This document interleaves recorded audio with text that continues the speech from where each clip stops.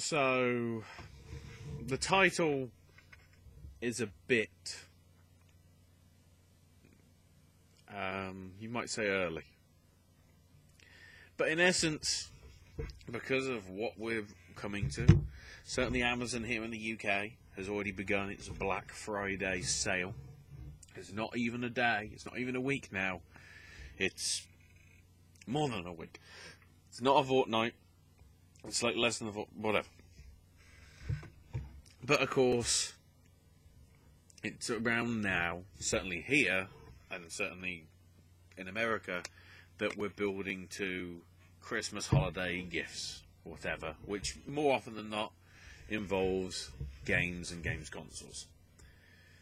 And this is where we have to bring up Nintendo, because really, if you think about it, other than their portable stuff, which they've been pretty good on, console-wise, you know, there's been a lot of peaks and a lot of troughs.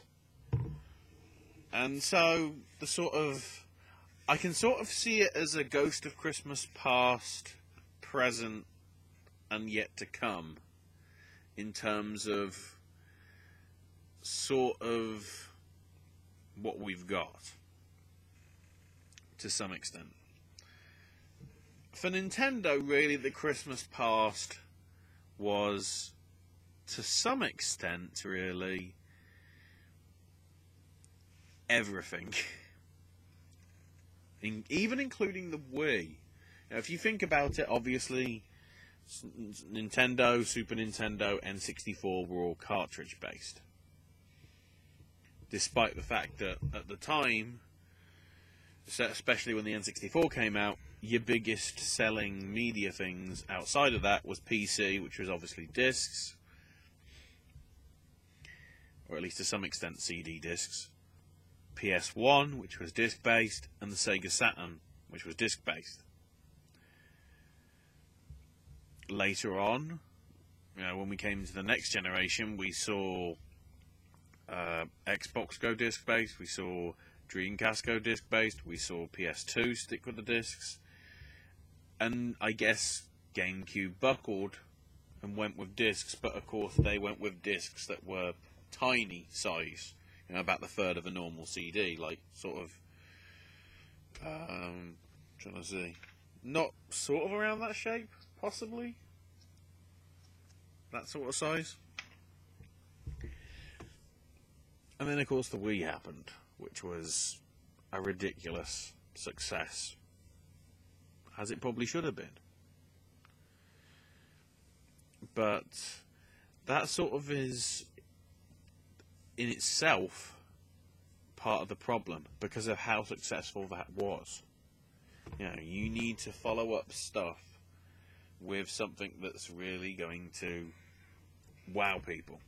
You know, when the PS2 comes out, it's got to wow people. When the PS3, PS4, same thing for the Xbox, the 360 and the One. And yeah, coming back to the handheld stuff, and Game Boy was great. The Advance and its SP stuff was pretty good. And then the monolith that is DS, 3DS, 2DS. That's been going for, what, nearly 10 years now, give or take? Okay, it's now 3DS and whatever, rather than DS, but the whole basis of it being two screens, back to the old Game & Watch style of the old days, hasn't really changed that much. So that's the ghost of Christmas past that haunts them. They've got to live up to, you know, the attention of when, you know, a lot of good stuff was on them. The ghost of Christmas present, of course, is the WiiU. The thing which... Well, no, I guess that's Christmas past as well, to now. It's sort of a present as well, obviously, if you take as WiiU being the past... the original Wii being the past. So it's sort of somewhere between the two, so this whole Christmas Carol thing that I was doing down there sort of doesn't work. But we had the news this week despite being denied that Nintendo have ceased production of the Wii U console. Mainly, there's various reasons why it didn't succeed. Marketing was rubbish. A distinct lack of quality games, which you could sort of wrap into the fact that third-party support seemed to disappear for the thing. And it really didn't work. The fact that this holiday season there's like perhaps 1 or 2 games for the Wii U and that's it. Mainly that's because of what's to come, which I'll get to. The one that I am now clicking in my head that was going to be my Christmas present is obviously this holiday season. I've talked about the Wii U stuff, but the big one, to some extent, was going to be the NES Classic. Or I think it's the Famicom Classic. They're actually doing a Famicom-shaped based version for Japan, which of course is the mini NES, which is about as big as your hand, in terms of length or whatever. And it went on sale, $60 I think in America, £50 here in the UK. And when it went on sale Thursday or Friday, everything sold out within minutes, if that, which led to the issue of people taking said consoles and marking the shit up the shit out of the prices, if I can say it properly. So people that probably had paid $60 for it were now going onto eBay and Amazon and stuff, selling them for $100, $120. Now, even some of them were charging $200. Despite the fact that, if you think about it, they knew it was going to be popular because it was a retro way of people playing the games. Because I think if you wanted to buy the games alone on like the Wii U console, the digital marketplace, it'd be at least double the £50 or $60 price tag. At least, probably even more. That might be why they're $200 marked up. You'd have thought they'd have known it, but they only produced a small number. You can put the items sort of on order for like watch lists and whatever, and supposedly some places are still guaranteeing that they'll get it by Christmas. But sort of part of me is making me wonder, will they? Because we know what Nintendo's like in terms of demand. The demand for the Wii U wasn't enough because they kept selling out of that.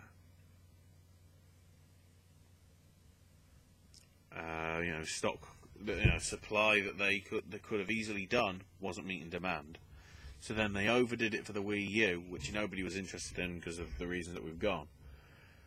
So they were also being under-optimistic with the classic NES, which with the price point you'd have thought would have been stupid.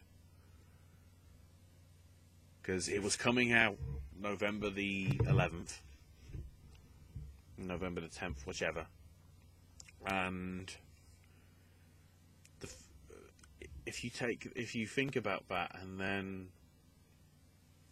add on to that the issue of Black Friday, you could have had that, even reduced to like $50, and it probably would have been one of the best-selling things of the holiday season. Right up there with your usual Call of Duties and your FIFAs and your big games of the holiday season. And of course, from there and that whole debacle, we get on to the ghost of Christmas yet to come, which is the Switch. Admittedly, it's coming out in March, from what we can tell. But what's going to happen with that? Is the production scale going to be right? Are we actually going to have enough games on it that people are going to be interested in? Is it going to be efficient enough to be a portable console as well as a physical, home console? Especially with the rumours about battery life possibly being rubbish. What's the price point going to be? Early indications, at least over here, seem to be pointing out. I know Game over here is supposedly putting pre-orders up for about £200, which of course means it will be at a very competitive price compared to the other things, and according to places on the internet, I don't want to name Laura K. Buzz, because I know she's having enough issues with people falsely attributing stuff, but certainly somewhere on the internet I've seen, because I don't think it's from her, that the £200 mark may still be giving Nintendo a profit, at least in the British currency terms, in terms of what's inside the actual gubbings of the console. So admittedly, a spring release isn't really going to affect holiday next season, but it's just making me wonder how well this launch is going to go for them. Because if it goes sort of WiiU sort of badly, I question what could Nintendo give us next, at least in terms of a physical console, a home console that's going to save them.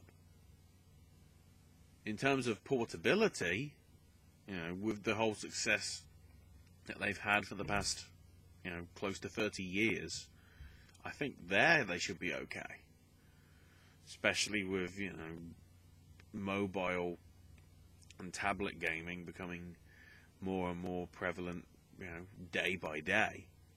I think in that sense, they could still get a very strong market share.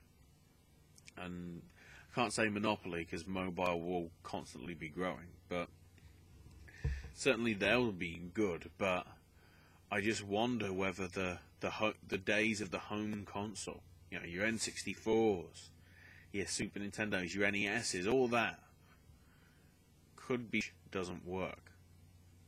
So yeah, I guess I can say I'm optimistic, but let's see. I will give you a shilling, but all I've got is a dodgy character of Rusev. Hang on, let's rescue it. How does that look like Seth Rollins? No, let's rescue it even more. Oh wait, it's a Daniel Bryan one. It actually looks like him. Yes.